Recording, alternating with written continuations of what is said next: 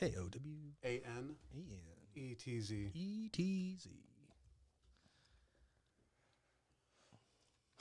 Tweet sent. All right. All right, Jake, you ready? I'm always ready, even when I'm not. All right, go for it.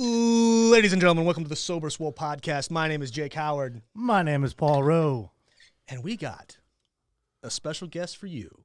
Yes, Before we get to introducing our guest, I'd like to give a shout out to Royalty Nutrition, and to better help me along with that, let's send it off to Warhorse. Hey, it's Warhorse. Do you want your workouts to look like this? Or do you want your workouts to slay?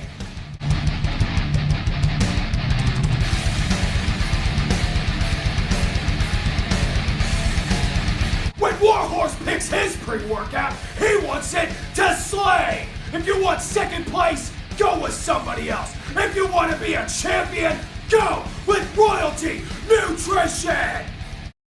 That's right, Royalty Nutrition. Check them out at royaltynutrition.com. Hey, Paul, you're on the camera. Put your phone down. Go to royaltynutrition.com. Hey, I'm bringing up my shout-outs, okay?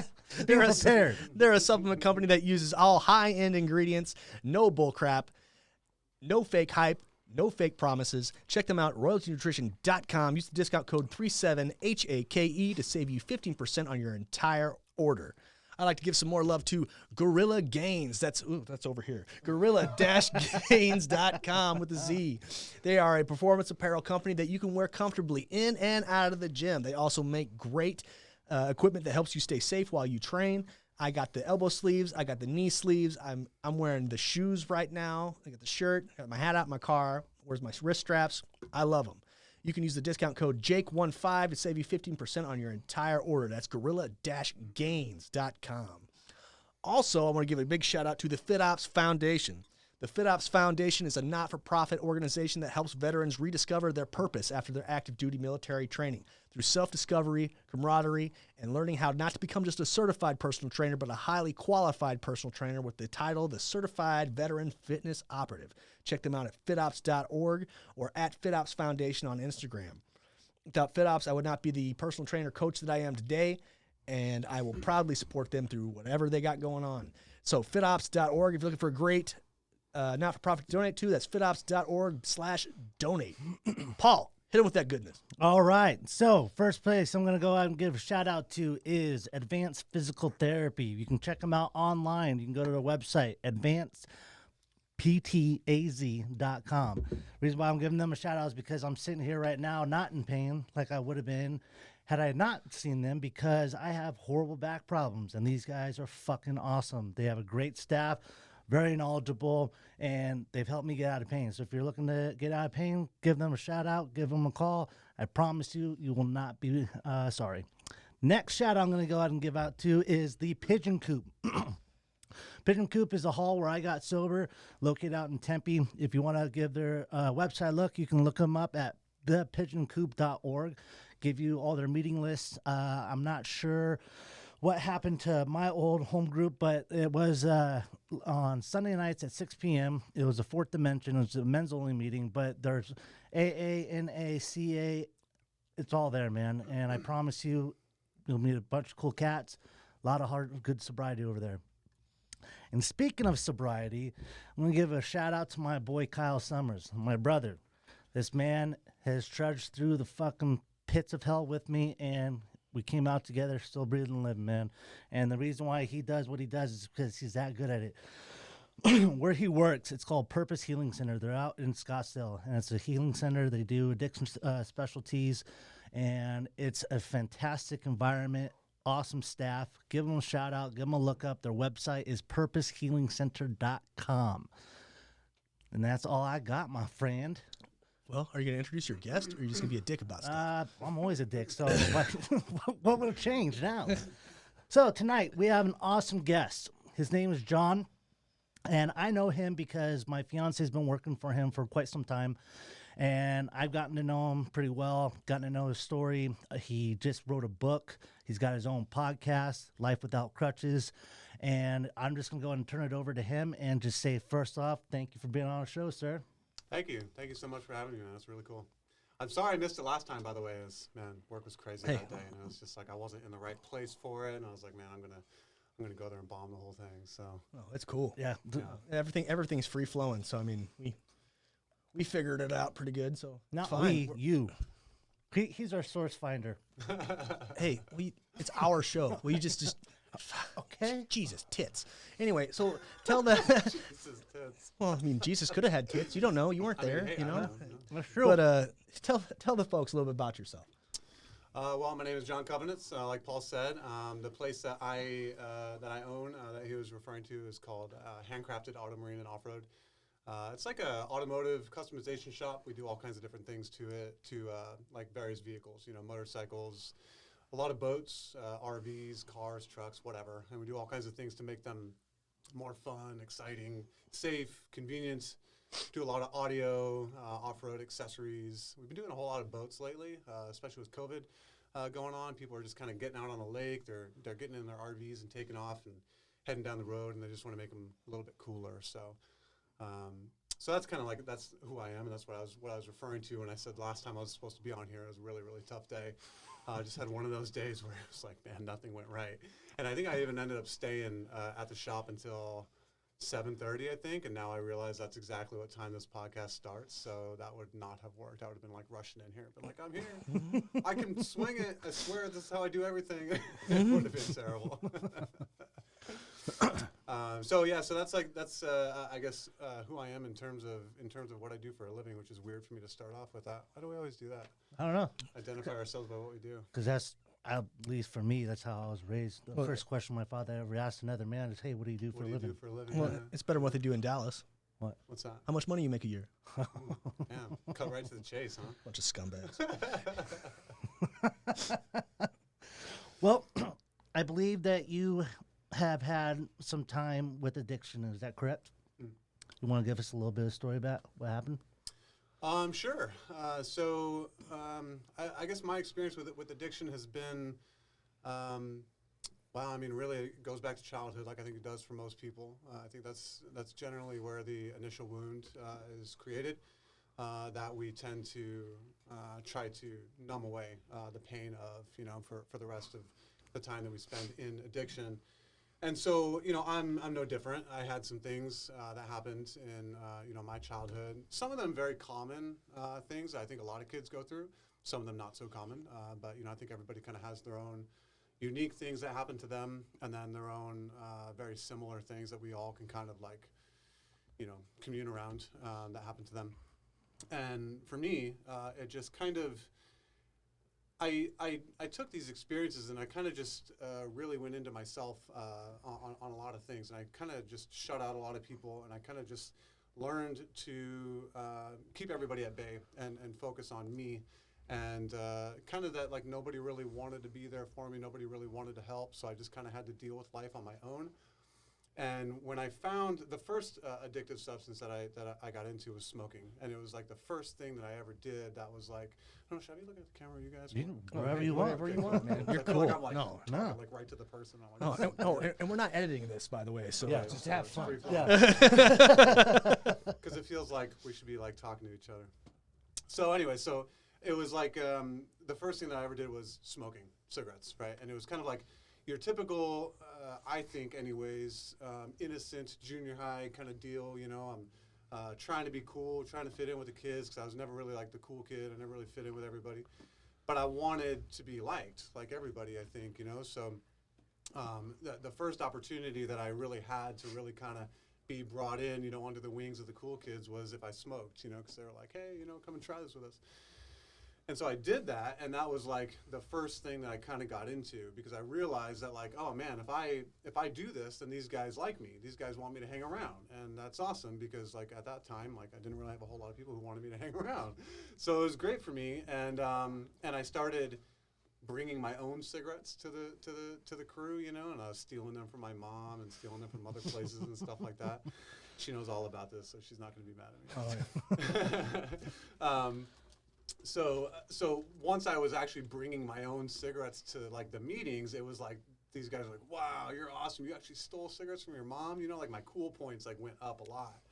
And I was like, wow, this is awesome. Okay. And it just kind of, I mean, obviously I didn't know it then. I don't think any of us really know it back then, what's really happening until we get some distance from it and we can look back on it with some perspective and some experience of life. But I realize now looking back on it that it was like, wow, this substance makes me so much cooler, makes people want to be around me, whereas nothing else really did, you know? So I just kind of, I guess I just kind of adopted that and started using that more and more. And then eventually I found alcohol through the help of my sister's older boyfriend and my grandpa's stash of Schlitz beer. Ugh. I know, it's so terrible. But we took a big trip back east. That's where all my family lives. So we took a big trip back east, and we're staying in the basement of my grandfather's house. And my sister's boyfriend at the time just found this packet. It wasn't even cold Schlitz beer, so like, it's just the worst ever.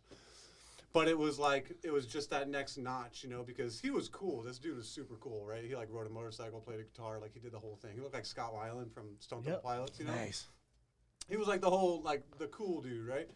And he was older and everything like that. So like we're shotgunning beers on the lawn of my grandfather's, house, and he was like giving me high fives and like, oh dude, you're cool. You know, I was like, wow, you know, like my sister's older motorcycle riding boyfriend thinks I'm cool. It was just like a whole other level, and I just kind of brought that experience home with me, and just kind of kept going with it from there, and started doing it with friends and having house parties at my mom's house and doing it more and more and more. And as with addictive substances, they tend to become, you know, I think it starts out kind of innocently. You know, at least it did for me anyways. I don't really ever want to speak about anybody else's experiences, but for me, it started out innocently. I just wanted to be liked. You know, I wanted to have friends. I wanted people to want to be around me. And I found that when I did this thing, or when I had this thing, people wanted to be around me, so I just did it more.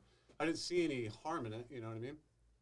But as life went on, I just started to realize that, like, wow, this actually makes a whole lot of things a whole lot easier, you know? And, like, I don't have to deal with, like, this girl just broke up with me. Like, I had a girl, like, cheat on me, like, right next to me at my 18th birthday party. Oh. Believe it or not. Yeah, I was passed out on the couch, and she cheated on me literally right next to me.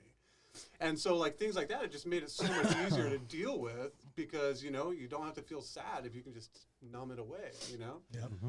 So I just kind of kept going with that, and before long, I think like with most people who find themselves in a position where it's like, man, I need to quit this, it's just like, it came to a point where I didn't really know any other way to deal with life other than alcohol. So every occasion was one to drink for, you know, happy or sad, or, you know, an achievement or a loss or anything was a reason to drink, you know. Or a Tuesday. Or Tuesday, Yeah. or you know, like a day that ended in Y, or literally anything. It was like 5 nights a week. You know, I would kill a 750 milliliter bottle of Crown Royal on a weekend. You know, and it just got to that point where I didn't know. I don't think that I really knew how to process the very normal things that people process, because my addiction started when I was like 15, 14 maybe. Yeah. So like all your childhood stuff that like most people go through and learn lessons from, you know, like heartbreak and like how to you know, like various like educational things, like I just didn't feel because it was all numbed away. So like I went through all these things and I found myself in my mid 30s and suddenly realizing like, oh my God, like I don't even know how to deal with life without this crutch. And so that's kind of where the name comes from. It was the crutch that I used to get through life. I know one time when I was in rehab, it was told to me that the day you start using a hard substance, and I consider alcohol a hard substance because, yeah, it's readily available, and people in our society have deemed it okay to be doing other than heroin or shit like that. But once you start using, your mind stops mentally progressing. Oh, dude, totally. Because I was just like you. It's like I'm in my mid-30s. Why am I still thinking like a 15-year-old? Yeah. And you don't learn how to, like, then all of a sudden you're just like, oh, shit. I have to figure all this out now? Yeah. I was too fucking late. Totally. No, I'm over it. Bye. 100%, man. It's like, and I mean, go figure, right? Like it just makes sense because like you're going through these very formative years and going through these experiences that you are intended to learn from. These are things that you're supposed to go through as you age, and you're supposed to like, man, get knocked down and learn how to get back up. But when you're keeping yourself under this constant state of numbness and just like not really feeling anything, you don't ever process that. And I think one of the biggest things that I experienced when I quit was the way all of that rushed in, man. And it was like unbelievable, you know, because I had been, I mean, like I said, since I was like 15, let's just be fair and say 15, right? It may have been a little bit earlier than that, and I didn't quit until I was, I think, about 33, 34. So a good 20 years or so, regularly numb pretty much all the time. Yep. Not feeling things, not really processing things, not really, you know, just going through life. And then when you take that away, I mean, it takes a little bit of time, a couple weeks maybe, for like the body to really flush out all of the alcohol. But when you take it away and it flushes all of that out, suddenly you don't have anything that's like keeping all of that stuff from just like washing over you, you know? Yep. And when Here's it does, feelings. Bam, take that one. Bam, take that one. Oh, you remember that thing that you just washed away for years and years and years? Here's that. You get to deal with that now. It was soul crushing. Soul crushing. But you know, I agree with you too, man, about the whole you know, this is a hard drug and this is okay. You know what I mean? And I have a big thing about that in the book too, because I think like, you know, it's so acceptable to be drunk. It's so acceptable to be hungover, right? Like, if somebody shows up to work and like they're hungover, you kind of like, hey, you know, take it easy on them. They had a long night, you know, they had too many. Let's give them a day and they'll be fine tomorrow. But imagine saying the same thing for someone who just like blew way too many lines the night before. You know, you just don't give that same leniency to people with those drugs as you do with alcohol. And it's like, well, why? Why do we allow this one thing to be made to look like this is a perfectly acceptable way to go about living your life, but that's not, you know? It's like, and alcohol is just as destructive, I think, you know what I mean? Absolutely. And probably even more so because it's so readily available and acceptable to be a drunk person, you know? Excuse me for one moment, gents. Sure. Where are you running off to? Gotta go drain the lizard. Already? You just got here. So, I did listen to one of your episodes. Oh, cool. I'm not gonna lie. You know, I didn't dive too deep. Okay. But I mean, I kind of want to know who I was talking to. Awesome. That's fair. Appreciate that. Yeah, man. I like how you present things. Thank you. It's not exactly. It's here's my topic and it's more of your free thought. I really like that. Oh, you listened to one of those? Okay, Yeah, cool. yeah. It was so. I mean, I dig it. I have some that are so like when I set it up, it was kind of like I was gonna have two different types of episodes. One was gonna be like a long form, one was gonna be a short form. Yeah. And the idea for the short form was just kind of random thoughts, and then a long form was interview like this. Okay. Well, I mean, I just grabbed one, Cool. and when I had like the baby was asleep, and I was like, okay. Let's go. And so Let's do it. yeah. So you mentioned that you are a father. Yes. So how did your daughter have any effect on you coming to your realization, or is it something that you really had to do on your own? Meaning, did I get sober when I had her, or Like, did you find yourself like affecting your relationship with your daughter, kind of thing? Yeah. Oh yeah, and I mean that is one of the things that is one of the biggest regrets for me in not having faced it sooner, gotten a handle on it sooner, because I quit smoking before she was born, purposefully, because I knew she was going to be born and I didn't want to be a smoker. Yeah. When I had a kid, it was just a thing for me. You know what I mean? So like about a year before, you know, my ex-wife even got pregnant. You know, I quit smoking for that purpose. But my daughter was 6 years old, I think, when I quit drinking. And I would say that our relationship definitely suffered because of my drinking, in that the drinking was like the priority a lot of the times. I was not ever a violent drunk. I'm not a violent person. You know, like I can count on one finger the number of times I've been in a fist fight. You know, it's just not what I do, you know? Yeah. But I'm a talker, you know? But what it would do for me is that I would find time, or I would schedule my day so that I would be able to drink. You know what I mean? It's like, oh, it's the weekend. Okay, we're going to go to a kid's birthday party or whatever. Okay, that's going to be at noon. That's probably going to go till like 3. Then we're going to come home. We're going to probably have to make some dinner, but that's okay because it's still going to give me a good couple of hours. I can get in probably a good 3 Crown and Cokes before the night's over. And so it was that my priority, one of the things that I regret the most about the way that alcohol affected my daughter's early years was that I would prioritize that for my nighttime activity. And what would happen is that instead of me, taking her to bed and laying down with her and listening to her babble, like you were talking about before we got started, the babbling, Yeah.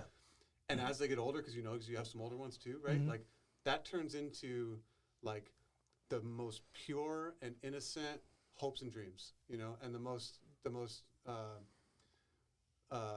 innocent, amazing conversations that they have, that they talk about, right? And I missed out on almost all of that because I was like, okay, well, mom can take her to bed. Mom can do all of that stuff. I don't want to be bothered by that because I got to go and throw a couple drinks back. I can't do that while I'm laying in bed with you, Yeah.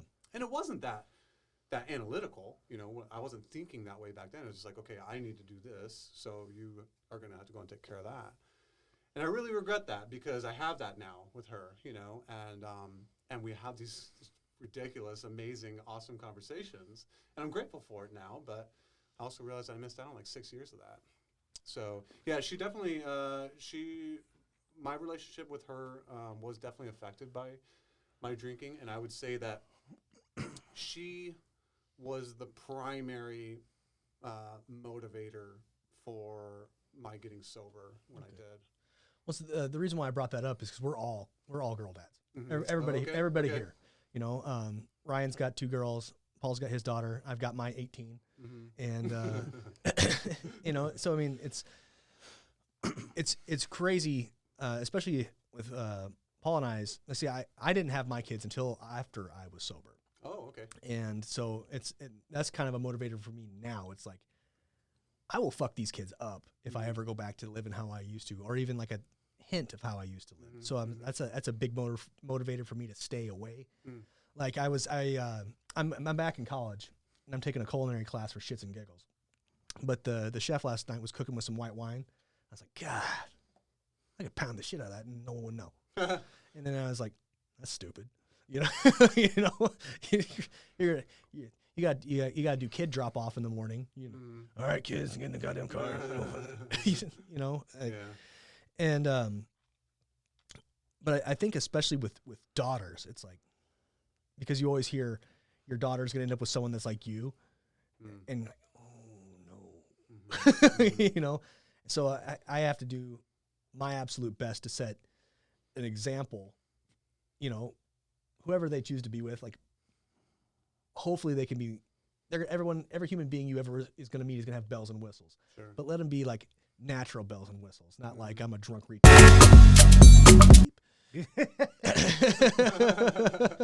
But so yeah, that's why I brought that up. Yeah. No, I agree, man. I think a lot about the example that I'm setting for my daughter, and that's the main. Sobriety is it's. That was a process, and I went through that, and now I'm processing through and going through some other things, and one of the things that I always think about, a lot of times I think about is how is this going to be? How can I best represent what a man should be to my daughter? You know what I mean? And I feel like a lot of times I have a bit of a different perspective of what that means, because I'm certainly not the typical the way that society would generally define that, you know what I mean? And so like I really want her to know, and I want her to see how to process all the things that like I've gone through and all the things that she might go through, and really talk about things and really look at things from all kinds of different angles, you know what I mean? And I know that for sure, 100%, that if I hadn't gotten sober, if I hadn't gotten control over that, A, I wouldn't have the clarity to be able to speak about it, and B, I wouldn't have had the experiences and the opportunities to learn from those experiences to be able to even teach her those things in the first place. So it's like sobriety, and like in relation to my relationship with my daughter was absolutely critical. Yeah, my my older girls are old enough now to where they'll ask me a question about something. It's like, why are people like that? I'm like, come here. So here's, like, I don't ever get into like gory details about stuff. I'm like, listen, here's how, because they all know. Like I've told them, I was like, there was a point in time where I would have more than 2 beers a night, and I'd go to sleep stumbly, you know, because they've seen that through other family members. Right. Not mentioning names. I'm not a shit talker, but I don't know them anyway, so it's all good. well, somebody in one of the 12 people that sees this is going to be like, Hey man, come on, that's But- not cool. but you know, Why you gotta call me out like that? yeah. So so I'm like, listen, so like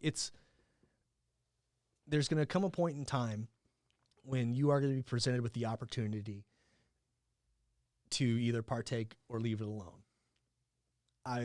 Leave it alone. Like, they're at the age now where I'm like, leave it alone, leave it alone, leave it alone. Mhm. But I know eventually down the line, I'm going to be like, okay, look, you came home fucked up. I've been there. Mm-hmm. Now we're going to have a heart-to-heart, Mm-hmm. you know? And that's always weird. That's like, even thinking about that's weird, you know? With you might be lucky. No. You might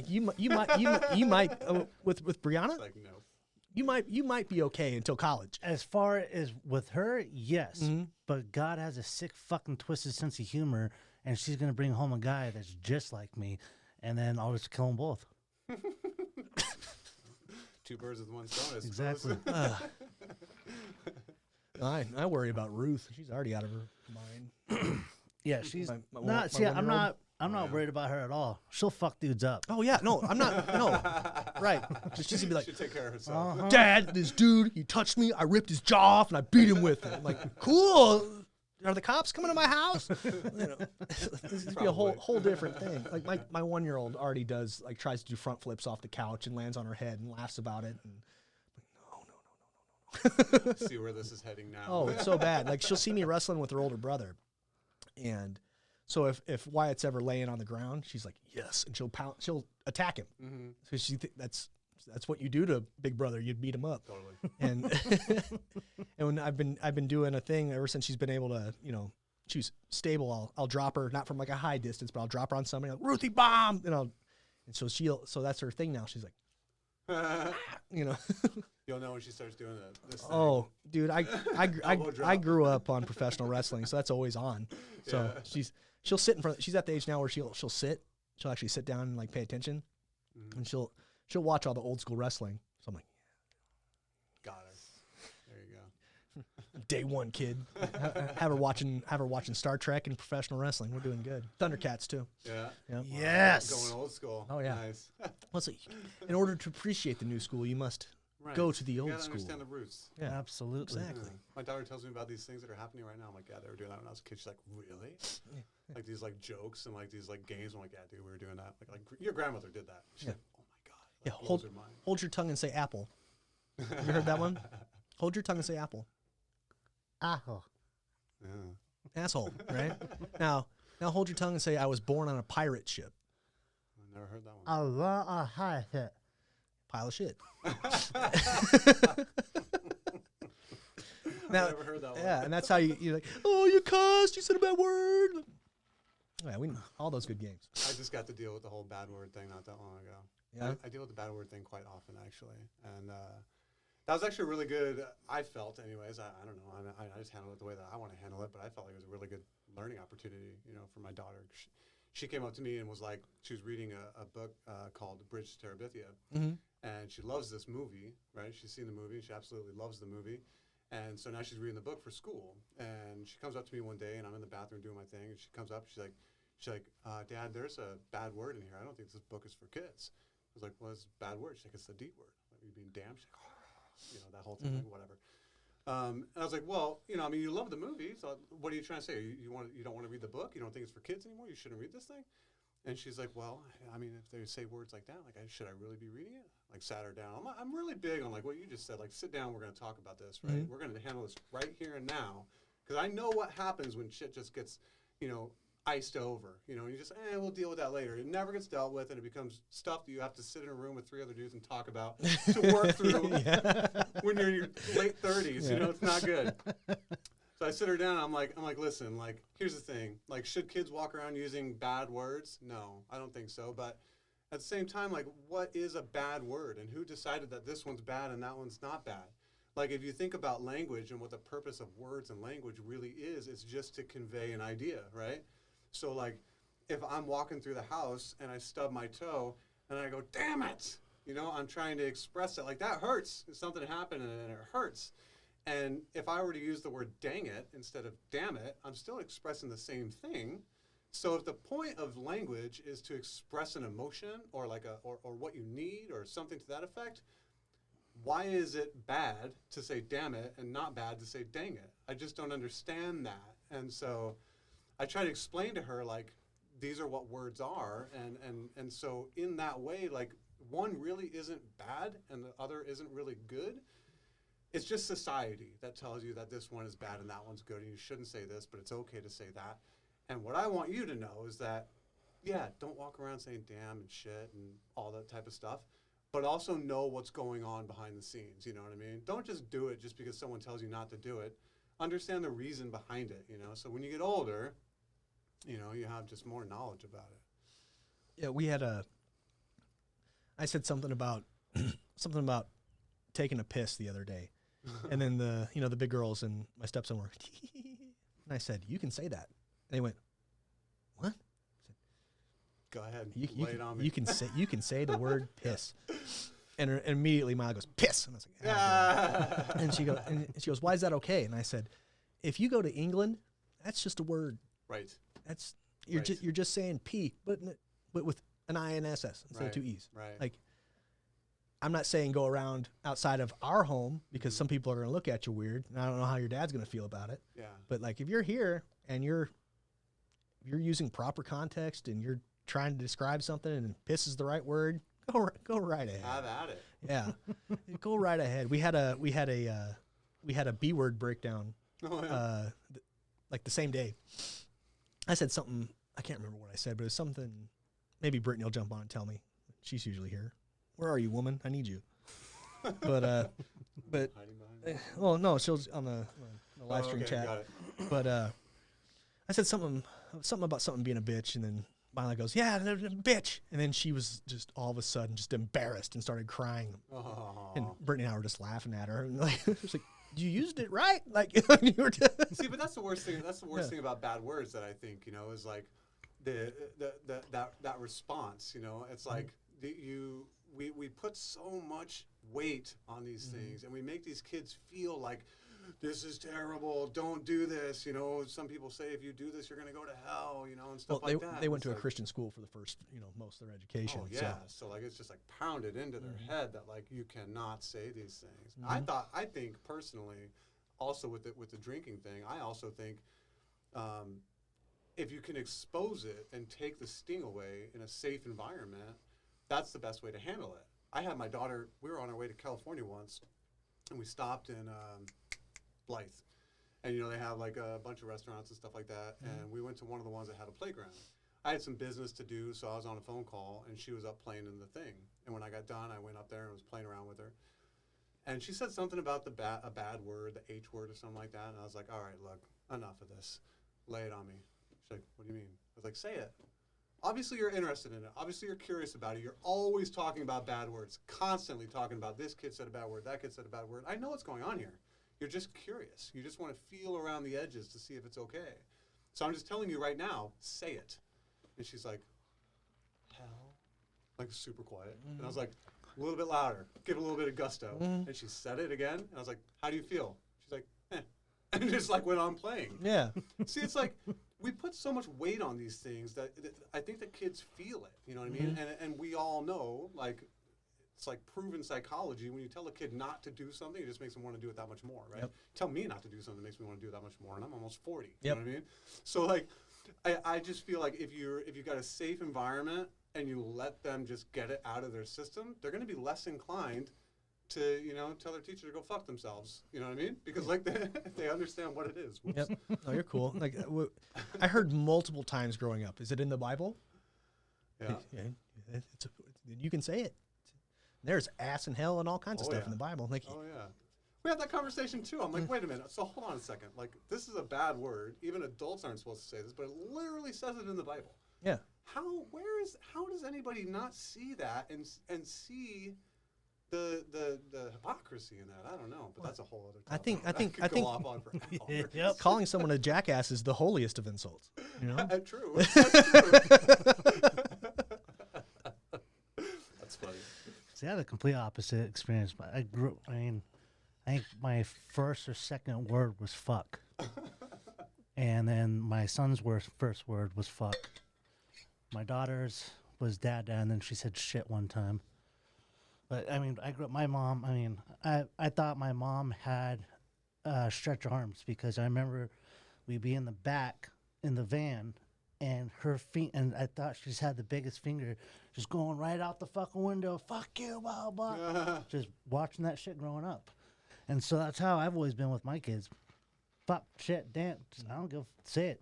It's a word. Doesn't mean shit. It's the people that give it power. Exactly, dude. Exactly. It's only the power that you give it. That's all it is. And it goes for like every word. This is one of the biggest things that I learned in going through sobriety, because like I grew up non-religious completely. You know, we didn't go to church like ever. The only time I ever went to church was because a girl that I was dating went to church. I went there to see her. Right. That's like the only reason why I went to church. But then going through, 12-step program and AA and stuff like that, it's very heavily based in, some kind of Find your God. higher power. You should find your higher power, right? And I found mine in a different way, but that word, God, it always had so much weight for me. And that's the reason why it was so hard for me to accept that part of the program in the beginning, because it was like, oh man, I don't know, I don't want to be controlled. Like, I don't know, I don't believe in that. So like, I can't use that.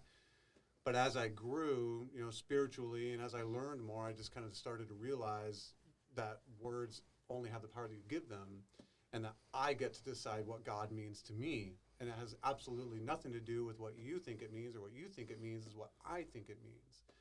And so, like, in that way, like, even if my daughter's sitting there reading Bridge to Terabithia and she comes across the word damn, she gets to decide in that moment, does this mean something to me? Is this something that should derail me completely from this book? Or should I just be like, okay, carry on? Yep. I vote option 2. Carry on, man. Just a word. It is, I mean, you can do that. I mean, symbols. Look at Hitler. Literally took a sign that meant peace, turned it a little bit. Hey, guess what? Now we're going to go kill some Jews. Yeah. And Gypsies and Catholics. Yep. Oh, yeah. Gays, Lots of all of them. Yep. It's fucking crazy, man. Don't mind me. No. I'm live tweeting. You're what? I'm live tweeting. All right. So, how long you been doing the podcast for? Not long. I actually had my first episode at the beginning of pandemic, Okay. COVID stuff. Is that what got you into it because you had more downtime?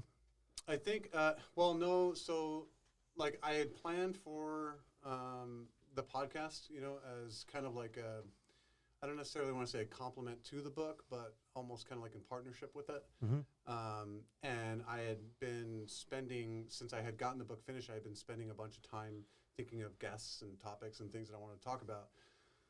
But getting prepared for actually doing it and psyching myself up, because I don't know how long you guys have been doing this, but getting started is kind of like a mind thing you have to go through. At least it was for me. So I was like trying to like psych myself up and get prepared for it and whatever.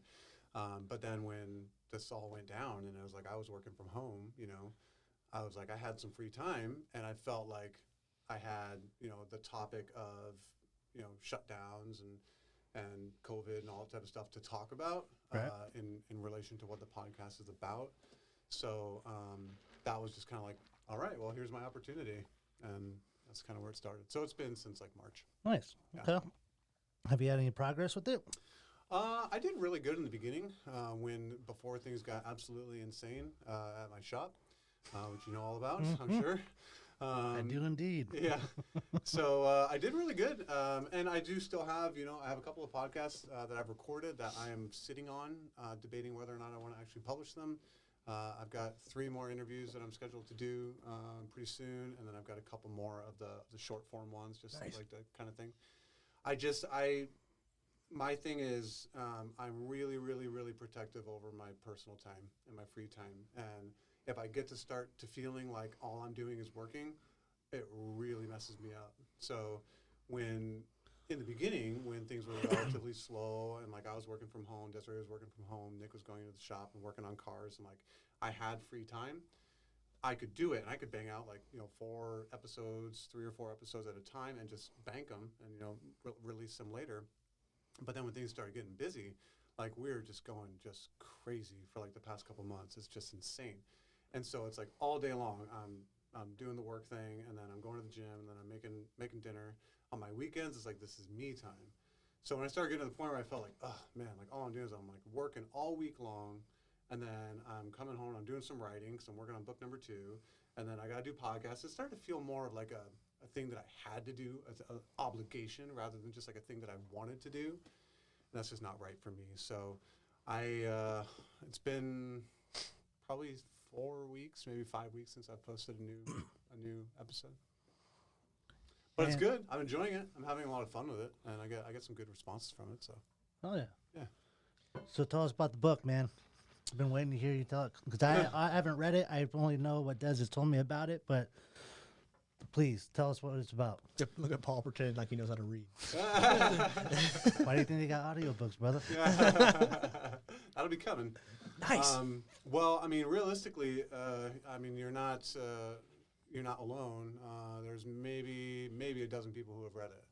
So basically, what I did was I wrote it, and then I kind of went on Facebook and I said, "Hey guys, I did this thing, and I'd like some help. I want some people to read it and give me their honest feedback on it. You know, how does it feel to you, and all type of thing." And I had a few people who gave me some really, really great feedback. I spent a bunch of time making edits, and so now this is like the first final like unmarked up copy that I have, because the first one that I got, I went through and I made a whole bunch of edits. Show it off. And then there, like this. Right there, yeah. And there we go. There you go. Life without crutches. Life without crutches. Yeah, so the whole idea was that I've been a writer my entire life, right? And so I started writing like poetry when I was like 7, and I started writing stories a little bit longer after that. My first major in college was journalism. I had these ideas that like I was going to be that guy who like traveled the world and wrote about all the stories that like you didn't even know you wanted to know about, you know? Big romantic ideas of the way that it was going to go down. And that didn't happen. So, but I've always been a writer. So I write songs, I write poetry, I write short stories, I write kind of just whatever comes to my mind. And I always wanted to write a book, but I never felt like I could. Like I would sit down and I would try, and I would just like try and just tease the words out, but I could never get a flow, you know? And if either of you guys are into anything creative, you know, like that flow when it's just happening, and it's just, you almost don't even need to do anything to control it, you just need to let it happen.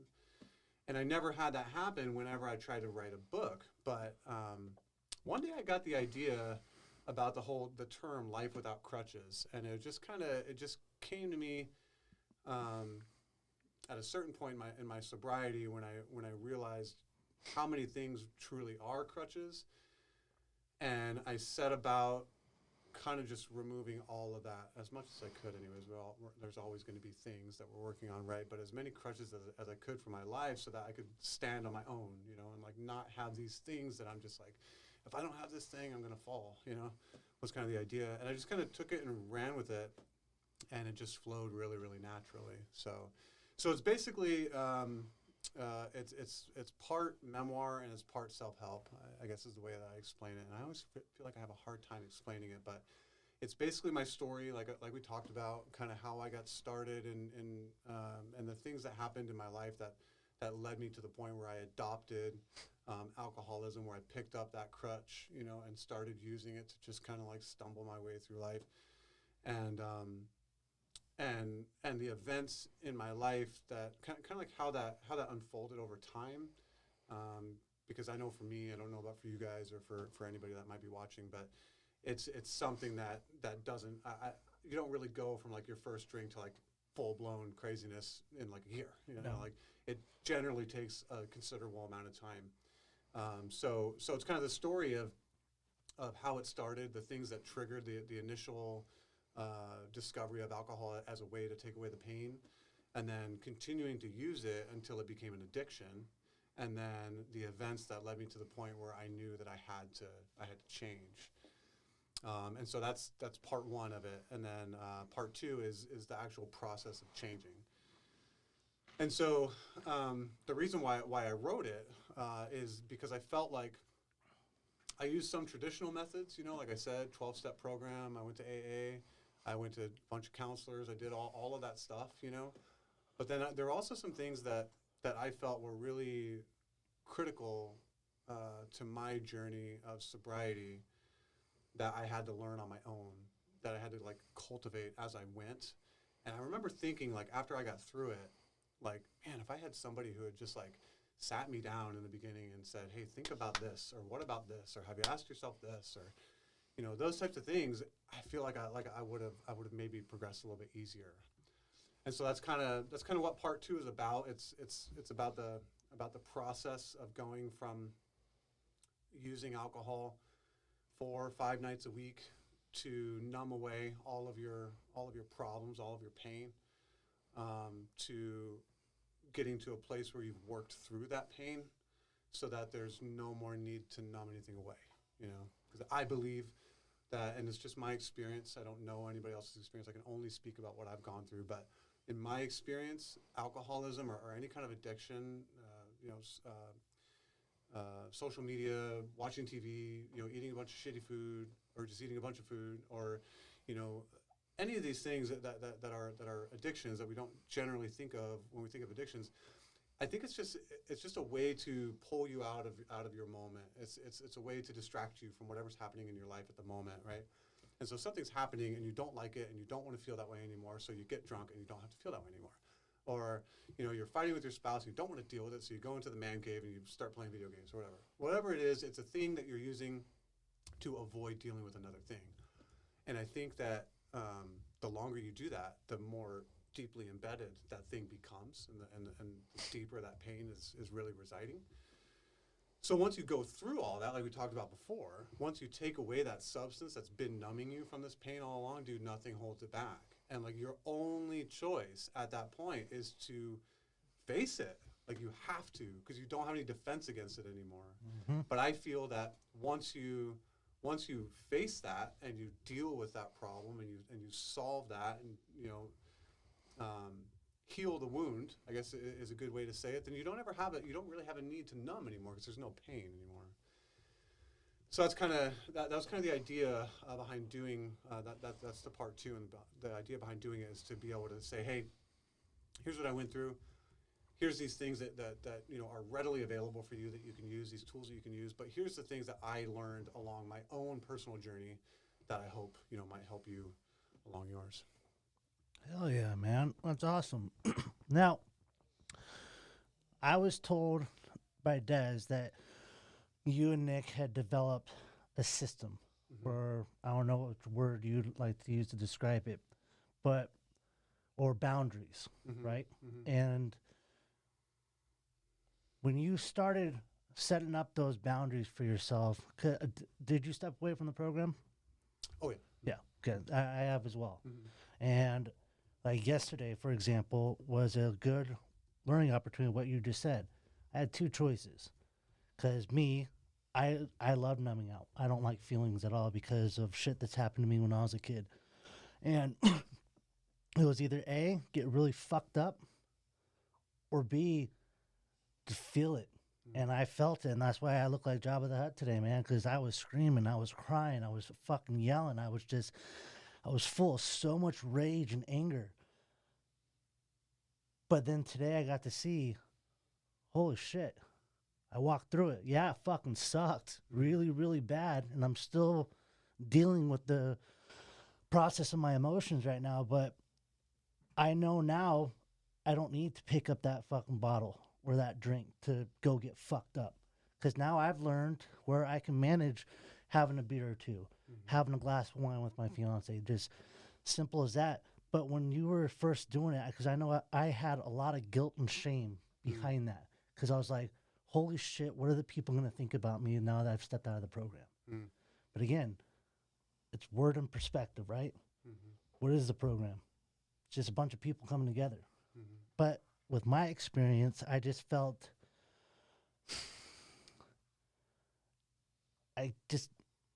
God, how do I want to explain it? I felt that I was being continually told that I was just this one thing. I'm an addict. I'm an addict. I'm an addict. And it wasn't until I went out and did my own personal journey and started seeing a therapist that it was like, okay, this is what I was running away from. This is what I was dealing with. So my question to you is that when you were setting up those boundaries, how did you calculate that out? Like what the boundaries should be? Yeah.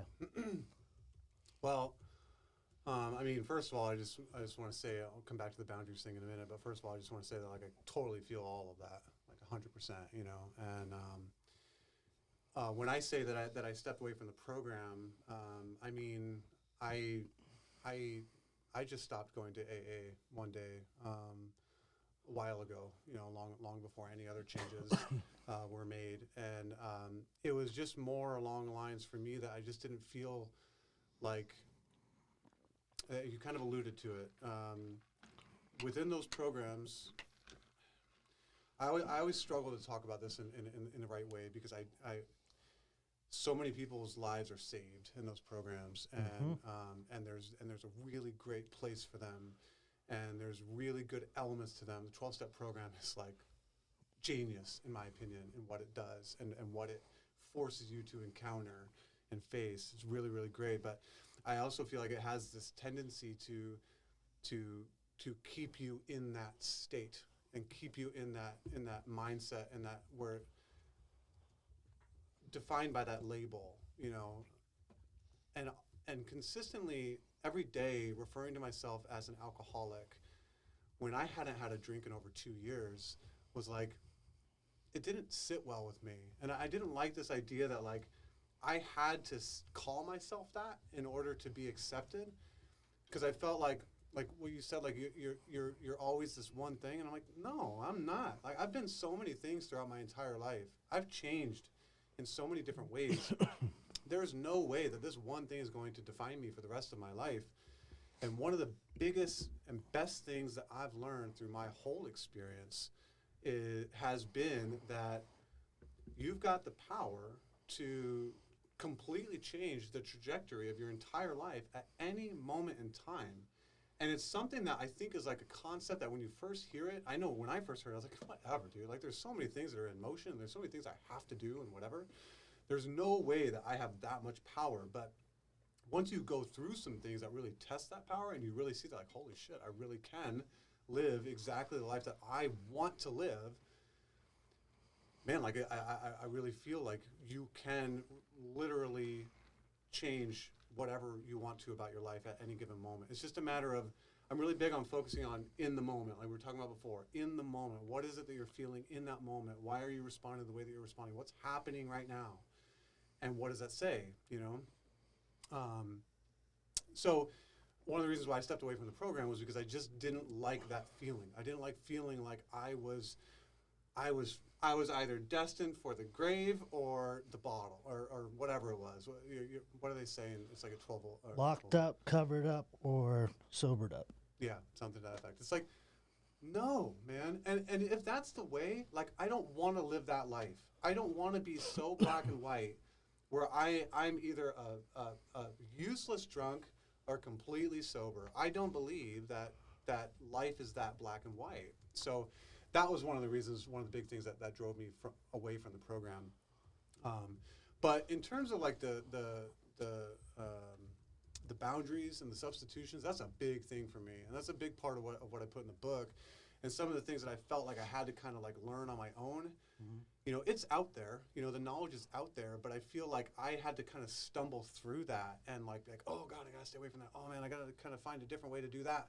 You know, live in the moment, and so that's why I wrote about it. But when I was thinking about there's two different things that I think you need to think about: substitutions and boundaries. Because I think what happens a lot of times in both sobriety and, you know, slips or you know, whatever you want to call it, falling off the wagon, whatever it is that it's not done with a whole lot of forethought. You know, like, you wake up with a hangover, oh my God, I'm never gonna drink again. Like, everybody says they're never gonna drink again when they have a terrible hangover, right? Or like, you get a DUI, or, you know, your fiance threatens to leave you, or, you know, whatever your thing is, something happens, you're like, oh my God, I gotta quit this. It's a knee-jerk reaction to like an experience in life that you don't want to be happening anymore. So it's like, what do I have to do to make this thing stop? Okay, I know, I'm gonna quit drinking. So you commit yourself to it really hard for like a couple days, maybe a week or something like that. But then life happens, you know, and something comes up that you really could have foreseen coming, but you didn't take the time to really think about it ahead of time, and it fucking derails you completely. And the next thing you know, you're back to where you were before, and you're feeling terrible about yourself because you failed, fell off the wagon, and all that time is wasted, as if time can be wasted. And so I think that if I know from my own experience, because this isn't the first time I tried to quit drinking, right? So we right, like who quits successfully on the first time? Nobody ever. Yep. So from my own experience, it was a matter of being like, okay, my life is falling apart. I'm getting divorced. I'm losing half the time with my daughter. I'm losing my house that was like really close to being paid off. Like I'm losing so much stuff, and it's all because of the things that I did when I was drinking, things that I wouldn't do if I wasn't drinking, right? So that needs to change. Clearly, I have a problem with this. And I need this to be a long-term thing because literally my time with my daughter, my custody, was in jeopardy. If something were to happen and I were to get a DUI in the middle of the divorce proceedings, I mean, imagine how that might go, right? So I just couldn't allow it. So I had to find a way. So it was like, okay, what are the things that always threw me off in the past? What were those things that when I quit, I was doing good, but then something happened and it brought me right back into it. And it was a matter of like identifying all the things that are like really triggers for me, like a really hard day at work, customer who pissed me off. Like I said before, even celebrations, all the things that were really things that I would just automatically drink without even really thinking about it, and setting up either a substitution or a boundary. And it's all a matter of, can you do a substitution? So like, if you have a thing, like I like to liken it to like snack foods, right? Like a bag of Sour Patch Kids. Like who doesn't love Sour Patch Kids, right? But if you eat an entire bag, you feel terrible, right? Mm-hmm. So if you get to a point where you realize like, dude, I'm like just murdering a bag of Sour Patch Kids every day at work. I need to get this under control. How about a substitution? Like it's just a habit. It's something to eat, to put in your mouth, to kill time. Mm-hmm. But it could just as easily be like a bag of almonds, right? And then you wouldn't feel terrible about it. So that's thinking ahead. That's like, okay, I know I'm going to be sitting at my desk all day. I know I'm going to have this need to snack on something. I'm going to choose ahead of time for that to be a bag of almonds rather than a bag of Sour Patch Kids. So that'd be like a substitution. But then a boundary is like the thing that is like, no, I can't. I just can't even go near it. It's like, for me, like growing up around here, like I love Filibertos, right? Hell growing yeah. up, I used to, right? It's so good, but so bad, but so good. Patron burritos all day, clog them arteries. I used to love that stuff, man. Especially after drinking, right? I'd go there after a night of drinking, just get some super greasy, nasty Mexican food. But when as I'm sure you guys experience, and I think it comes as part and parcel for getting sober, like all of your health suddenly starts to be like, okay, well, what else can I do now? Mm-hmm. Oh, I can work out. I can get in better fitness. I can do more things. So you want to get healthier. And so for me, that was like, well, I got to really watch what I'm eating, right? I really want to eat healthy. I want to show my daughter a good example, right? I want her to know what good nutrition looks like. I want her to show that I have control over my body and my mind and my life. So I need to just not even drive by a Filibertos. Mm-hmm. So that's like a hard boundary, And I think about it in terms of like literally a map, like if there's people or places or situations, it's literally a red line around it, and that part of the map just doesn't even exist. Like you just can't even go there. And I think that it goes for quitting, and then also for if you start to entertain the idea of reintroducing it and start thinking about like, do I want to be able to have a glass of wine with my fiance? And if I do, how can I do that in such a way that it doesn't end up getting me back where it got me before? And I think it's all about substitutions and boundaries. It's all about thinking it through and knowing that life is gonna happen, and how are you going to respond when that happens? And so I do have a name for it. It's called a game plan, which actually I have to make it into a digital form and put it on the website, because in the book it literally says go to the website to this link and download it, and it's not there. So my editor was like, dude, you gotta put that. I clicked the link, it doesn't work. I'm like, yeah, sorry about that. I tend to get distracted. So it's all about taking the time when you're in the right state of mind, especially when you start thinking about the possibility of stepping away from the program, maybe stepping away from your sobriety entirely, so that you can have those moments. when you're in that good state of mind, when you're in that good, sober, I'm cool, I'm calm, I'm collected, nothing is weighing on me emotionally, that's the time when you want to sit down and be like, okay, in the past, when I've tried this before and I just went off the rails entirely, what was it that triggered me? What was the thing that made me just don't care? And know that things like that are likely to happen again because life is tough. So if that thing happens again, here's what I'm going to do. Here's my game plan. And we set it up. So Nick and I set it up together because we both went through sobriety together. He got sober about like a month after I did. Nice. And so we went through it together, and it was really great. And so we kind of designed it together. And he was like my sponsor. Yeah, in that program. So yeah.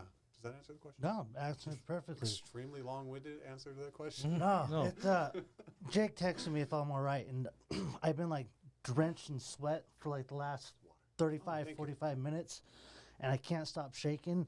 And the only rationalization I can make to it is that I was so wound up all day yesterday and today that this is just my body's natural doing. Just letting go. Yeah, it sucks because my legs will not stop shaking. Yeah. It's fucking weird. It's okay. You do whatever you got to do to be comfortable. Yeah. Well, Paul had a situation. He was really looking forward to getting this job out in California, and poop hit the fan, and he didn't get the job. And I understand it was a long like selection process and lots of things, and everything was going good. And then, I mean, it's not my story to tell, so I won't get into it. But No, like, it's I already kind of told him a little bit about what it's just. I have a problem that once I have something set in my head and it doesn't go the way it's planned, it fucks me up. And especially this whole situation is because I did everything right. I stopped smoking weed. I fucking did everything they told me to do. I jumped through the hoops, and I had an opportunity to take in fake piss, and I chose not to. And then it's like I feel like I got wronged, and not even being able to know how. I'll never know, because I had one test say this, another test say this, and unfortunately they didn't want to give me a chance. So yeah, it really fucked me up, because that was an awesome opportunity. Yeah, I think that's understandable, man. I think anybody would be upset about that. definitely. And like I wasn't trying to in our group text today, man. I wasn't trying to like tell you to suck it up or anything. I was just trying to let you know, like, yeah, that shit sucks, and it's gonna suck, but it's what you take from the suck and apply it to down the road. Because the best lessons that you are ever taught in life are in your disappointments and in your failures. Mm-hmm. Oh, And like if preach. if you can't and if you choose not to learn that lesson, you're gonna make the same mistake in a different way. That's And- the real loss right there. Yeah, and then and when you went back to your wasting time. That's truly wasting time because you didn't learn anything. So even through this, I mean, you did like you jumped through the hoops, but you mean that you knew in the back of your head, no matter what, there was still that this could happen. Yep. And good on you for not taking the fake piss, because that's an integrity move that you wouldn't have done before. Right. Okay, so that's one victory. Okay. You can't get that shit back. You cannot get that shit back. So good for you. You're honest about it. The test you probably took for this job out in California was probably a stricter test, because the OSHA restrictions on those rigs is worse than whatever you've worked for in the past. That makes sense.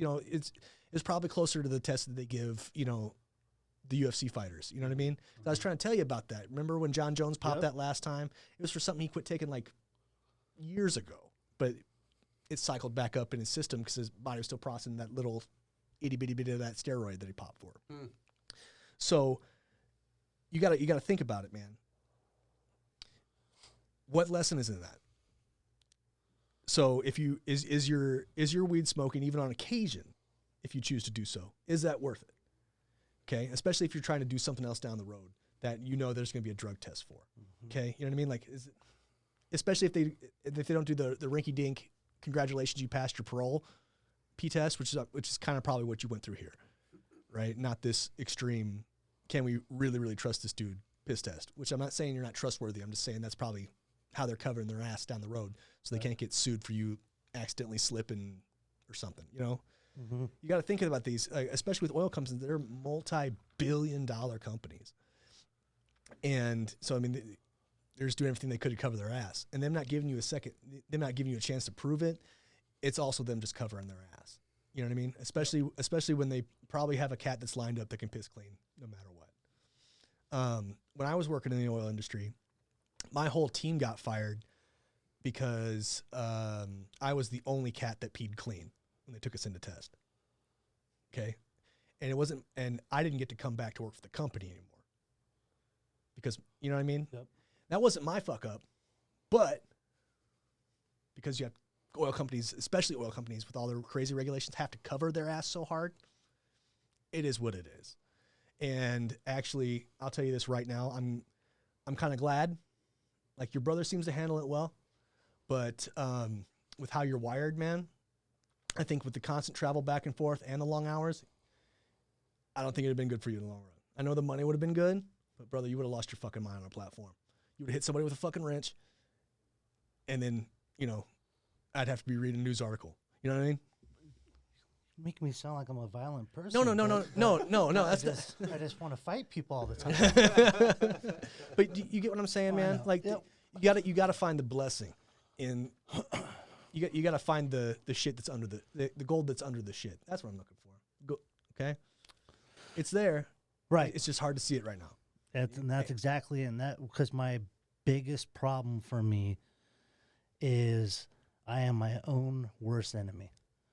The second I didn't get that job, immediately went to self-hatred. You fucked this up. You let everybody down. Fuck, what are you going to do now? There was a small fucking moment where, fuck it, I'm just going to shoot myself. I'm over it. So that's how hardcore I go down on myself. I don't know how to stop that sometimes. Well, I mean, I think with you keeping up with your, if you're keeping up with your therapy and things, I think this is probably a good thing to bring up. You know, I mean, I'm not a psychologist by any means. I'm just a dude that reads sometimes. You know, Yeah, you do. your wife's cussing at me again. Thank you, Dez. Love you too. But you're gonna be okay. All right. Yeah, I know. Like, I mean, dude, look at everything you've been through. Yeah. This is a beep. And shit, yeah, if I made it out of being locked up in a loony bin, And like the multiple times being dead, you know, like, oh no, you didn't get a job, you know, it's okay, you know. Yeah. Yeah, in the grand scheme of things. But I agree. It's all about. I mean, that sucks. You know, like losing something that you really wanted. You know, and especially when you worked really hard for it and it doesn't come through for you, it's heartbreaking. You know, but I think that realistically, the only choice that you have when things are out of your control is how you choose to perceive it. You know, how you choose to feel about it. That's another thing that I think is really difficult for people to learn how to do, but once you do, it's life-changing, is that you do actually have control over how you feel about things. It just takes a really freaking long time of practicing that control to get to the point where you actually can control it, you know?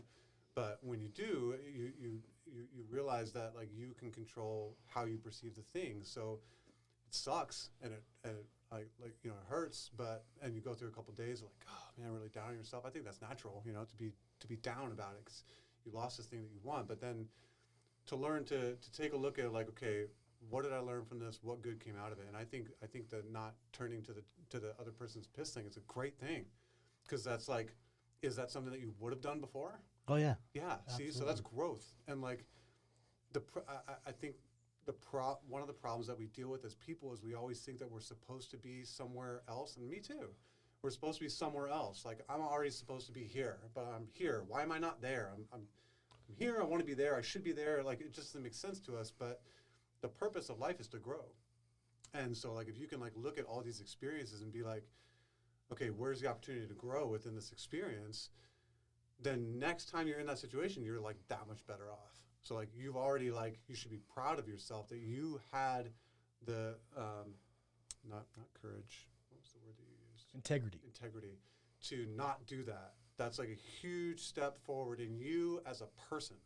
Like, regardless of a job, you as a person are better now than you were before because of this experience, right? Like, if you never even applied for the job, you would have never been put in that situation where you had to give piss and been given the opportunity to use somebody else's. So only because this failed, in a way, were you given the opportunity to really benefit from what that experience has to teach you. So the next time you might be in that situation, like, it'll be like a no-brainer. Like, there's no way I'm not even going to do that. Like, I already know that's behind me. And maybe you even learn from it that, like he was alluding to, like, you know what? I really wanted this, and I know that in some way, if it's a stricter test or whatever it is, I don't know anything about that stuff, but in some way, weed kept me from having this thing, right? Do I want that to ever be a possibility for me ever again? If your answer is no, then you have the opportunity right here and now. Like I said, like, you can choose in any moment how the rest of your fucking life is going to go. You can choose right here and now. Never going to smoke weed ever again. So that if that place calls me up, it's like, dude, we're really hurting for some help. We'll give you another shot, but you better piss clean. You know you're going to. You know what I'm saying? Yep. So, like, that's like, I mean, I've never had that experience, but I've been through fucking heartbreak, man. And it's like, man, some of the things is like, it's made me feel the same way. Like, you know, it'd be so much easier if I just wasn't here anymore, you know? Mm-hmm.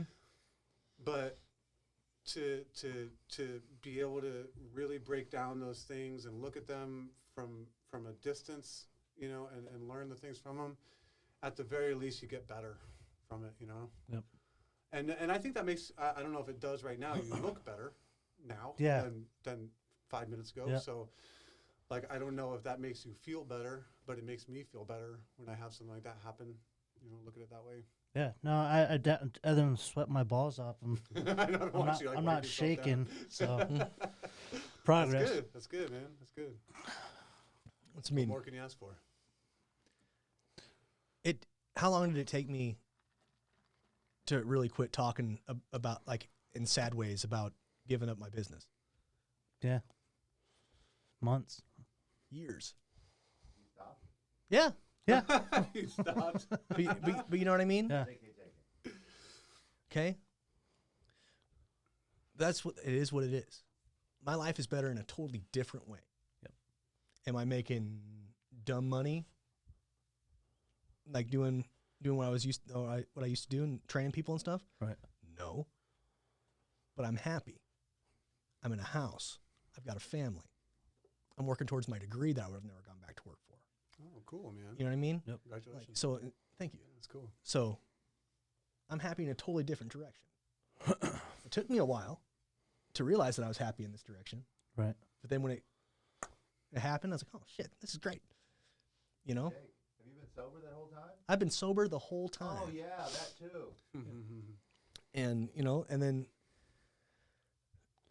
like I was saying a few episodes back, it's like, and I don't have regrets. I do everything I can and not have regrets. Because why regret something? That sucked. What did I learn from it? Okay? Don't use this as be down for a little bit because it blows, but don't use this as where you stop and stay down. Right. Change direction. Same target, different way to get there. Yep. Okay? Yeah, I think those emotions are like really normal. Yeah, And it's if you try to run away from them, they really become a problem. yeah, they're So you dig in. definitely important to process. Yeah, that's exactly what, because my old sponsor called me today because he's going to be staying with us. He's going to be our guest next week. Hell yeah. And he's the only man that I will allow to put me in my place. And he's like, Paul, stop being a little bitch. Man the fuck up. Look, feel the emotions. When you're crying, fucking cry. When you're angry, be fucking angry. Because if you bottle that shit up, you know better than anybody else what's going to happen. Oh, man, absolutely. I am a ticking time bomb. And it always goes off on the people that I love the most. Right. Oh, man, I feel that. Damn. It's so bad. The best thing that you can do is to, and it's funny because it's so like, it's one of the things that I just feel so strongly about that we're doing wrong as a society, you know, the way that we condemn, the way that we want people to just like like not go there, you know, just feel better, you know, just don't be sad, you know, don't be angry, don't be this, don't be that. Hide all those negative emotions, only be happy, right? And it's just so unrealistic, you know, it's not the way that life is. And when you do that, I mean, you bottle it up and you end up taking it out on somebody else. I've done that before, you know, people who don't deserve it. And it just like, man, that shit like poisons your soul. Mm-hmm. And it's like, I had a great conversation with my daughter the other day, because I feel because of going through this whole coronavirus thing, like her, in certain aspects of her life, she is being very carefully protected against any possibility of that happening to her, which is great because she's got some underlying health concerns. So she is, you know, one of the subsets of the population that's vulnerable. But it also, I think, is kind of like starting to just bake this fear into her. And I'm starting to notice that she's being afraid of things that she never used to be afraid of. And I'm like, this is weird. Like, you used to be fine with this, and now suddenly you're afraid of it. And it's weird the way that the fear is finding a way through. But the other day, she was like afraid. She will not leave my side. Like literally, I'm trying to go to the bathroom. She's outside the door. I'm getting ready in the morning, brushing my teeth. She's right there next to me. Like she will not sleep in her own bed. And this is new behavior. She didn't used to be this way, right? So like she's behaving this way and just like won't leave me alone. I'm like, dude, you got to give me a break. Like I need some distance from you. Like I love you, but I need some, you know, space. So like I sat her down, I said, listen, like it's really, really normal for you to feel afraid. That's a normal thing. And I won't ever be the person to tell you don't be afraid because that shit's dangerous. That just builds in some really profound doubts that they'll have for a long time. But you have to start to find your way through that fear and what it is that's causing the fear. So like one of her things is like, she could be in my bedroom and I could be in the living room. She'd be like, Daddy. And if I don't answer within like seconds, she's like, Daddy? Like she wants to know, like, where are you? Oh my God, did you leave? Did you like get on a plane and take off? I'm here all by myself. It's like that level of panic. If I don't answer her within 3 seconds, she's literally running across the house to find me. So it's a situation that needs to be handled, right? And so I'm like, okay, so listen, in that scenario, when you realize I'm not nearby and you want to know where I am and you start to freak out and you start to feel your heart start to race, what is it that you're thinking might be happening? What is it that you're afraid of? She's like, I don't know. I just don't know where you're at. Maybe you left. I was like, okay, that's good. Have I ever left? Like in all your life, have I ever just not been there when you came looking for me? And if I did have to leave and leave you at home, did I ever not tell you I was going somewhere? She's like, well, no, you always tell me you're going somewhere. Okay, exactly. So the next time you're in that situation where you look around, you realize I'm not there, and you start to feel your heart race, you start to want to freak out a little bit, think about that. Remember that I've never left you. I've always told you if I was going to go somewhere. And if I haven't told you I'm going to go somewhere, I'm here somewhere. I may be in the backyard, maybe in the front yard, maybe in the bathroom, but I am here somewhere. So you can use that information to just calm yourself down, you know, and get a handle on the fear. But don't run away from it. Don't avoid the fear. Don't try and act like the fear is not there. Face it, learn from it, comfort yourself, and move on. You know what I mean? I think that's what feelings are here for, to signal us to something that we can learn from. Well, it's, I'll just tap on that a little bit. Like, at the end of the day, we're animals. Yeah. Animals are born with anxiety Mm-hmm. because something's trying to get you, Sure. right? Right. Human beings naturally have anxiety. We're supposed to. Mm-hmm. It's when you let it get out of control, that's when you have the problem. Yeah. We have the burden of a thinking mind. Yep. And self-realization. Yep. Like if we didn't have that, we'd be so much happier. Oh, yeah. Right? But it's that whole self-realization thing that really kicks our asses. But when it comes from like the bodybuilding side of things, here, tying in some swole stuff here. There's always a lot of self-doubt, especially when you're a competitor or someone that's just trying to be as big as possible, and you get smallorexia, which is you're always too small. Oh, or okay. You're always too Body dysmorphia. yeah. I'm glad you explained that one to me because I was like, Yeah, what? well, body You get what, dysmorphia. though? You know, Okay, it's, yeah. so you know how like anorexia, you're always too fat. Yes. Well, sometimes bodybuilders get they're always too small, Right. right? And so that's when you get guys that are eating in excess of like 10,000 calories a day and on all of the steroids that can possibly be on. Can't ever be big enough. Kind Yeah, of thing. yeah, you know. This guy. So self-realization is a great thing if you keep it in check. Because just like anything else, if you let any emotion period run wild, it's going to cause a fire somewhere. It's going to mess something else up. Let's just take a bodybuilding show prep, for example. Mm-hmm. So that's usually anywhere from 16 to 12 weeks. Okay. In that 16 to 12 weeks, there is a huge chance that you're going to mess some relationship that's very important to you up. Why? Because you get so dedicated, your eye is so fixated on that prize, like the schedule, and everything is laid out so much that it's kind of hard to realize the humanity that's going on around you. Oh, okay. That's the reason why I've been letting myself get more fluffy and trying to enjoy life better and just live for the enjoyment of it again. Because I know that when it comes to me getting ready to do a prep, I'm gonna have to sit all the kids down and be like, "Hi, I'm sorry," and they're like, "For what? You're about to just be 4 months, and I'm gonna be for some reason I'm gonna be agitated for no reason, and it's not your fault.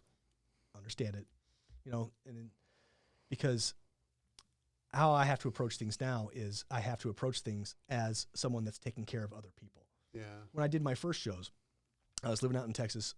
Brittany and the kids were still here, and I could just do it. Yeah. Right. I basically lived in the gym. I ate my meals. I trained. I went home. But now it's like, "Hey, Jake, I have a question," and so, yeah, don't be self-aware, but you cannot let it get out of control because you're going to end up hurting somebody for the rest of their lives over something that was easily controlled if you keep yourself in check. Yep. Agreed. Absolutely. Patience. Yeah, that's never been one of my strong suits. I was talking to Johnny Martin. He's the guy that runs the aftercare program for all the veterans that go through the FitOps Foundation that I talked about earlier. And he was, I was just checking on him because he had a big storm that come through and it blew out all his power and stuff and internet, and just checking up on him. And his response was, I woke up blessed to be breathing. Like, yep. How are you? And I said, I'm learning many lessons in patience. Because, now it wasn't meant in sarcasm or in a negative dig. I am learning many lessons in patience. I've got 4 kids right now under the age of 15. I'm in college full time. I'm still training people online and stuff, doing training programs and diets. On top of Brittany's pregnant. We're getting married soon. There's bills still to pay, debt to pay off, and then it all just will sit, right? And then that weight's heavy, right? But like, oh yeah, I can stand up. It's okay, because it'll get taken care of as we go. And it's so hard. We tapped on it last week too with Will. One of the hardest things, especially as men, with the uber machismo, is we have to be in control. But we're not in control of shit. Nope. And you're not. And it was just, and I said it last week too. It's like, I'll preach that all day, but then I'll get in the car, I'll be, motherfucker. Because, someone's not driving the way I'd like them to, Right.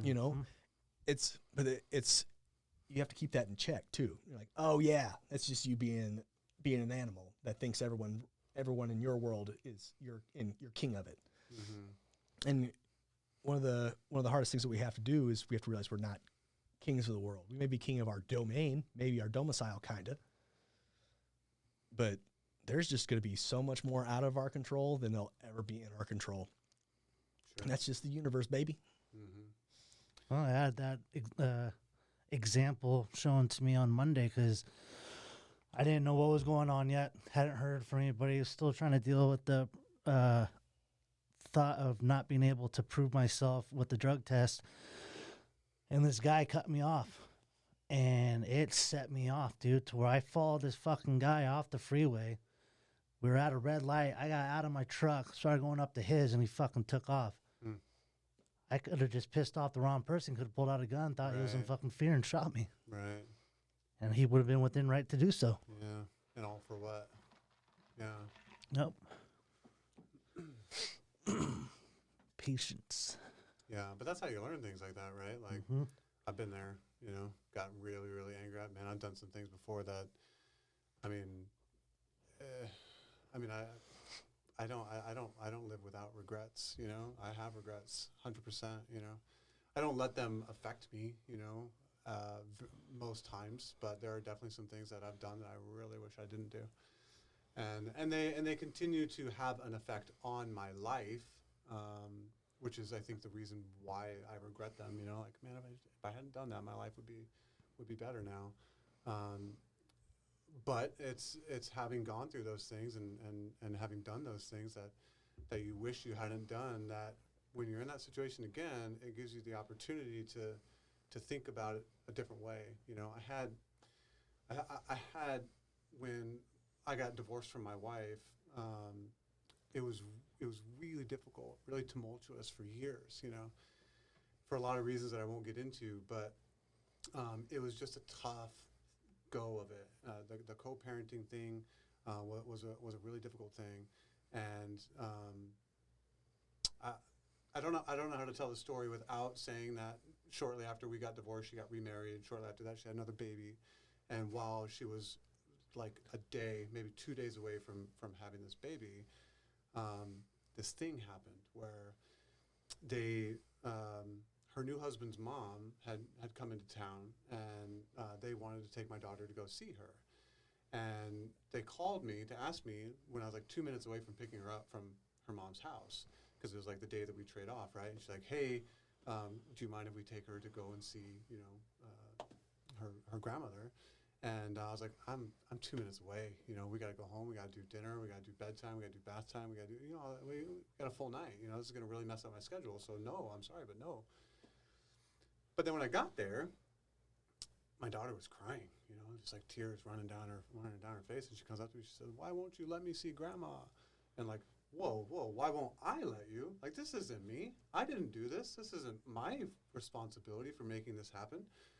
I was put in this situation. I'm just doing what I need to do as a parent to take care of you, for the night. And it's just really, and it got me in the red, like you're talking about, just boom. I was instantly like, I can't even look at you right now or else something's going to happen and I'm going to regret it, So I need to leave. And I got in the car and I left. And then my daughter was just crying and crying and crying. And eventually I thought about it. I said, look, like, I'm not in the right mindset to be the kind of dad I want to be right now anyway. And you're really upset. So I'm going to let you go. And I just brought her back and I let her go with them. I said, go do your thing. Bring her back to me when you're done. And man, I went home. I went for a run. I called my sponsor when I was in the program at the time. Didn't answer. I called another sponsor. Didn't answer. Called my dad. Didn't answer. None of my lifelines were there when I needed them, right? So when she came back to drop off my daughter, man, I let her have it. Absolutely. And she was like a day, 2 days away from having the baby. Maybe even the next day she had the baby. And when she had that baby, it was a bit of a complicated delivery. And,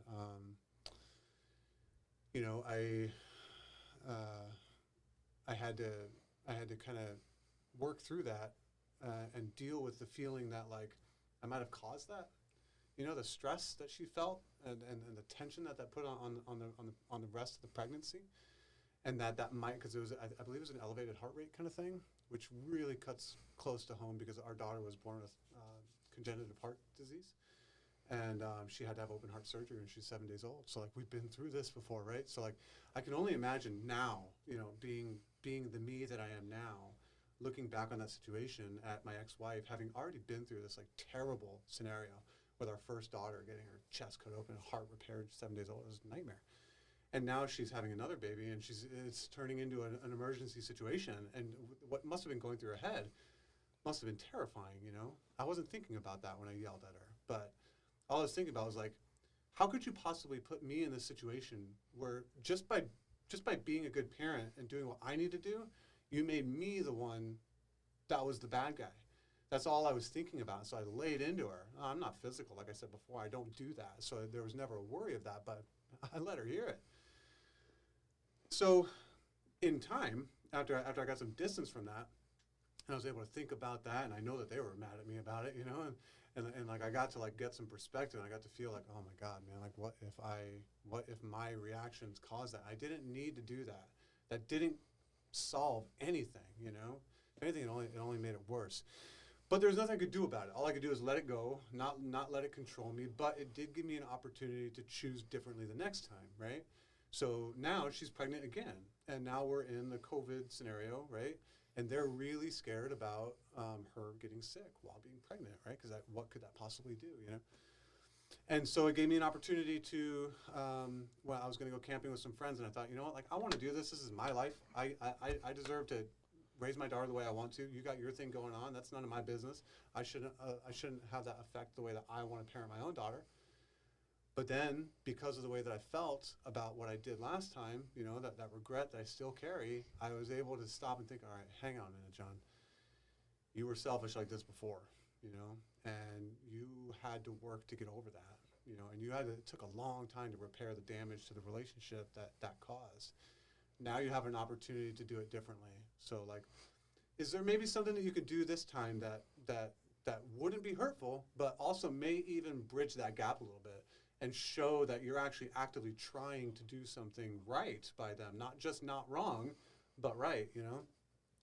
And I don't know, I guess time will tell if it worked because it was pretty recent. But for me, it was growth, man, because it was like I felt it and I was like, and I wanted to do that same thing again, but I was like, damn it, remember how that felt. That felt terrible.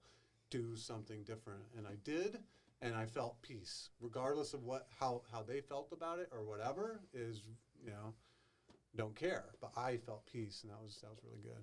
So that's why I think, like, you know, the idea of, like, don't regret everything, don't regret anything, you know, you're exactly where you're meant to be. I don't know. Sometimes we're in a really bad place, and we can only just take that information as lessons and learn from it and do better in the future. Well, I get where you're coming from, and I look at them as bad times and bad things and mistakes that were made, but I can't go back and fix it. Right. So I don't look at it as a regret. I look at it as oh, you fucked up. Don't do it. A lesson. Yeah, and that's and you know, and I'm not. It's what's helped me cope and grow. So I mean, I'm not saying I'm right, you're wrong, fuck you, or the other way. You know, Everybody's got their own path. Everyone has their own thing, and totally. I completely see where you're coming from, and I agree with it. Yeah. That's how I have to process things. Well, if I can't go back and fix it, so what? Let's go. Dude, if you focus only on, if you're always focusing on, like, if only I could fix it, dude, you are never going to move on. Exactly. You have got to be able to let it go at least some degree. Yep. You know what I mean? Maybe let go of the failure, but don't let go of the lesson. You know? Yeah. Maybe that's the thing. That's kind of where I sit. It's like, that was stupid. You know, man, you could have fucked up your whole relationship, this whole life you're living. Right. Yeah, that was dumb. But when you get to do things better, you Yeah. know, it's like it's in any time. I mean, that's you know, the least of the shitty things I've done in my life, you know, but one of the least anyways. But when you do those things that cause you to feel remorse or, you know, regret or guilt or whatever, when you've had an opportunity to make right on those things, you know, it lessens the sting of that a little bit. And honestly, that's a big part of the reason why I do my podcast. It's a big part of the reason why I wrote the book. It's almost like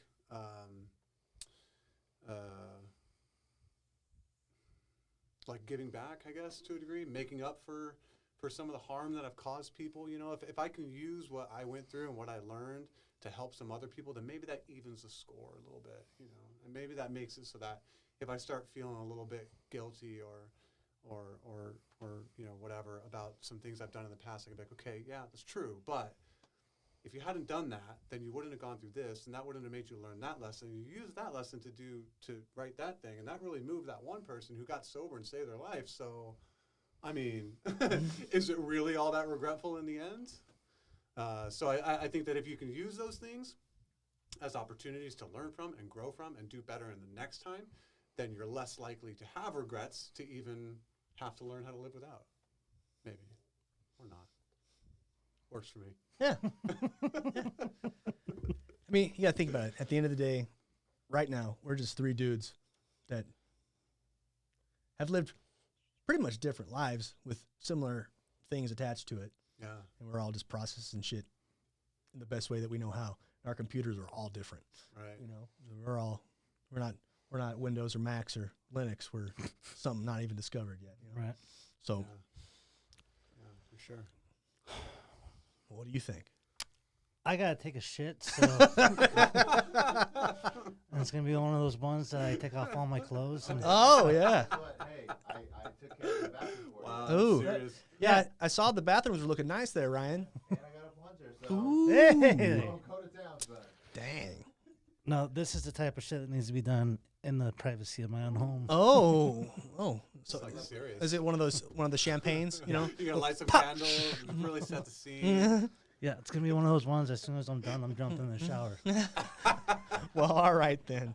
So Let's John, not get in his way. Let's let him go. where can the fine people find you and maybe purchase your book? Really great question, because I haven't actually even made my own, announcement. So I guess maybe this could be it. Cool. Literally, I got the finalized copy of it last week, and the Kindle version went live on Monday. Nice. So my plan was to kind of announce both of them at the same time, and I've been trying to put that together, but then I haven't had any time, so then I came here and did this. So effectively, I guess this is the first time that I'm actually saying that this is available. So you can go to my website, which is lifewithoutcrutches.com. On there, you can pre-order the book. It's going to be on pre-order for 2 weeks. You can also get the Kindle that's available on Amazon right now. And audiobook is coming and all that type of good stuff. Also on the website, you can get a link to the podcast, and you can learn about anything else that I'm up to. It's all a work in progress. I'm learning as I go, and I'm trying to keep up with everything. LifeWithoutCrutches.com will get you the link to the book. Cool. And then your podcast is available on everything, right? Everywhere. Yeah. Yep. So that's Life Without Crutches, the podcast. You can find them on all platforms that you can find podcasts on. You're not on the tube of Ubes. No, but I was actually going to talk to you guys about that, and see how that's working out for you. Because like I said, I'm just learning. So Ryan's got a pretty sweet setup. yeah. Yeah, we do it live here, and then once we get everything set up, we just upload it right away to YouTube. That'd be perfect. Because what really messes me up, man, is like I got the ideas, and I can just roll with it, and record it. But then like actually going through and doing the editing and putting in the intro and the outro and all that type of stuff, that's what always jams me up. So yeah, if I had somebody that just like all I had to do is come in here and do my thing, and then they do the rest. That's the wizard. Talk to the wizard. Oh, that's great. Damn it. I didn't say Grand Wizard. He's even behind a curtain too. Yeah, I know. That's why we call him the wizard. Oh wait, Hey. I said Grand Wizard. Yes, you did. You sure did. If I can't make my weekly KKK joke, then life isn't complete. So No. Well, check. well, anyway, Done. John, thank you so much for coming Yes. in. Thank you. If you need, if Thanks you for asking me, man. I really Yeah. appreciate it. Absolutely. You want to come back on? Hit us up. We'll set it up, man. Yep. This was a great conversation. I find you very easy to talk to, very easy to listen to, and I'm pretty sure everyone that listens to this will find it the same way. And I wish you nothing but success, and I hope you help a shitload of people out along the way, man. Thanks, man. I do too. Thank you. And likewise. Good luck with the new baby coming and the degree and all the stuff. You got like lots of stuff to be stressed out about for sure, but you got a lot of good things going, man. Oh, That's great. it's all good. It's good stress, not bad stress. It's great. It's great. Yeah, good for you. Yeah. Good for you. Well, Are we thank good? you. We are. Thank you for Thank listening you. to the Thank Sober you. Swole podcast. We'll see you next week. All right. Bye. Bye.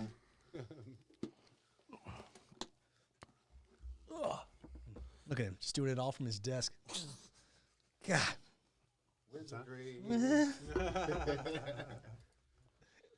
then for whatever reason, the metal of this and the glass, it destroys my Bluetooth signal. And so like Oh, really? midway through, I was trying to click on the comments and the reactions down there and start typing myself, and I can't get a signal. I was charging it; it's not dead. Like, Oh it's man. frozen. See now it tells me it's off. Fucking technology, dude. Yeah. Trust me, I work with it every day. It's like, I was telling them about like it's the fucking worst.